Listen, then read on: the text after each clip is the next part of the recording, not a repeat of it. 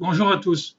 Aujourd'hui, en fait, nous allons voir pourquoi les relations avec les autres ne fonctionnent pas, pourquoi ma vie de couple ne fonctionne pas, pourquoi ma vie avec mes amis ne fonctionne pas, pourquoi je trouve pas mon partenaire idéal, malgré que je sors de relations sentimentales, par exemple, parfois compliquées. Pourquoi, en fait, je finis ma vie souvent seul. Alors, je vous explique tout ça parce qu'en fait, là, je sors de soins, etc., avec des gens qui sont toujours plus ou moins dans les mêmes perspectives de non-avancement de leur vie. C'est parce qu'arrivé à un moment T, ils ne sont pas capables de se remettre en question. Je vous explique pourquoi. Alors, en fait, j'ai fait une précédente vidéo ou des précédentes vidéos. J'attire à moi ce que je suis. Alors, en fait, ça veut tout dire en fait. C'est-à-dire que à l'instant T, si j'attire une personne au niveau amoureux ou amical, etc., ou toute nature que ce soit, dans ce contexte de vie, c'est que moi-même, à l'instant T, j'ai exactement les mêmes blessures à régler. Alors, si vous voulez arrêter d'attirer les casseroles, hein, donc les gens qui vont vous plomber, etc., mais qui vont vous faire avancer en travaillant, parce que c'est un enseignement aussi par l'épreuve, un enseignement de la vie. Euh, Ça, il va falloir que vous le conscientisez pour pouvoir le changer et donc attirer en fait l'inverse de ce que vous voulez et non plus ce que vous ne voulez pas. C'est important de pouvoir changer de taux vibratoire et de l'augmenter à son maximum euh, pour pouvoir en fait être éveillé, arriver à un moment donné arriver en fait dans la pleine conscience et après dans une forme de sagesse, dans la sagesse. Euh, voilà. Alors,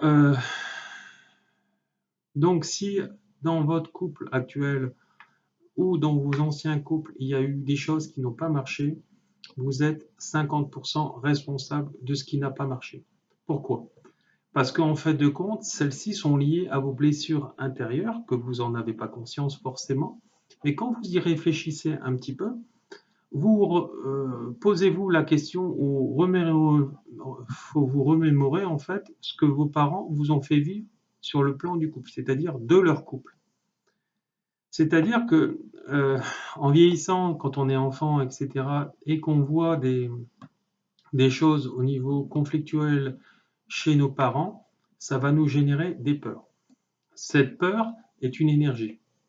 Cette énergie de souffrance vient s'installer, arriver à un moment sous la forme inconsciente dans notre corps, et arriver donc à partir de ce moment-là, nous allons vieillir avec, et cette énergie négative va être en résonance en permanence. Tant que la résonance est là, nous allons vieillir avec. Mais cette résonance va faire de nous un aimant dans ces choses qui vont mal, mais aussi dans ces choses qui vont bien en nous, etc., qu'on aura compris, conscientisé, etc. C'est pour ça qu'il faut arriver à un moment conscientiser, en fait, tout comprendre. Voilà.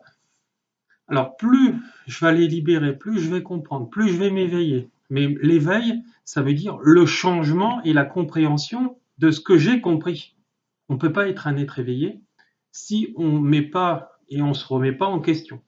Voilà. Là, vous faites qu'une partie du boulot et puis vous allez rester dans les prémices de l'éveil. Hein.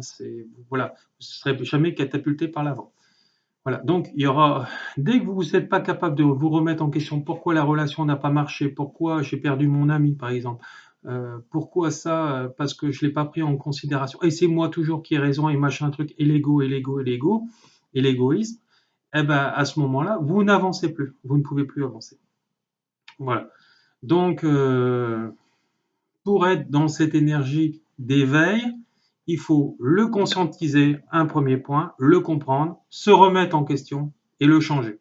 Alors si vous en êtes incapable de le changer vous-même, venez nous voir, je vous aiderai avec mes soins et mes formations pour vraiment rentrer dans cette pleine conscience et vous donner en fait tous les outils nécessaires pour vous transcender, aller vers l'avant, etc.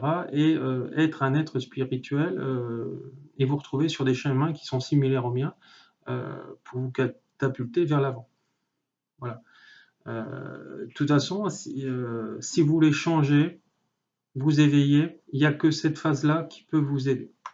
Voilà. Après, il y aura d'autres phases qui seront déclenchées vraiment pour avancer encore plus. Mais d'abord, c'est la prise de conscience, le changement, la remise en question permanente de soi, etc. Et quand ça va pas dans ma vie avec n'importe qui, je suis en partie responsable. Voilà.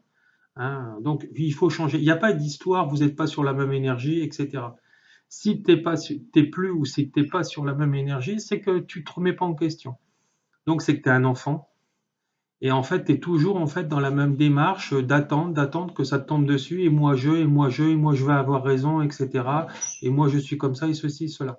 Avec le moi je, il va t'enterrer. Voilà. Donc la seule chose, c'est te remettre en question au quotidien, le changer. Et les personnes qui te plombent, qui te jugent, etc. en permanence, attention, il ne faut pas confondre le jugement et le discernement parce que les êtres non éveillés ils ne le comprennent pas. Et à partir de ce moment-là, euh, tu avances toujours plus en lâchant en fait tes fardeaux, ton sac à dos, etc. Et à partir de ce moment-là, plus tu vas t'éveiller, plus tu vas lâcher tes peurs, tes colères, etc. Arrive à un moment, la bonne personne va se présenter à toi, tu vas la reconnaître, tu vas être amoureux d'elle, etc. ou amoureuse. Et arrive à un moment, la relation va coller. Et donc, vous allez tous les deux vous tirer vers le haut. Hein. Si la personne ne veut pas le changer, ne veut rester, par exemple, dans son métier qu'il fait souffrir, etc., par exemple, un métier autoritaire, etc., mais il n'a pas compris que le fait d'être en contact, par exemple, euh, en permanence avec des délinquants, par exemple, du matin au soir, une grande partie, etc., ça te plombe parce que c'est lié à tes blessures. Si tu es venu, par exemple, t'enfermer dans des métiers, par exemple, liés euh, à la police, etc., euh, aux militaires, c'est parce que justement, t'as des soucis justement à régler qui sont liés à un contrôle absolu de tout, puisque tu veux que tout marche à ta sauce. Voilà. Donc, si tu veux que tout marche comme tu le veux, en fait, tu es dans un contrôle absolu. Et donc, tu as besoin de cette soif d'autorité pour avoir la reconnaissance des autres. Pour toi, la justice, c'est ça, parce que pour toi, ta norme, c'est ça. Mais sauf que la norme n'est pas la norme. Hein. Voilà, il y a des pays ou des communes, notamment en Inde, où il n'y a pas d'argent, où il n'y a pas de justice, où il n'y a pas de c'est-à-dire euh,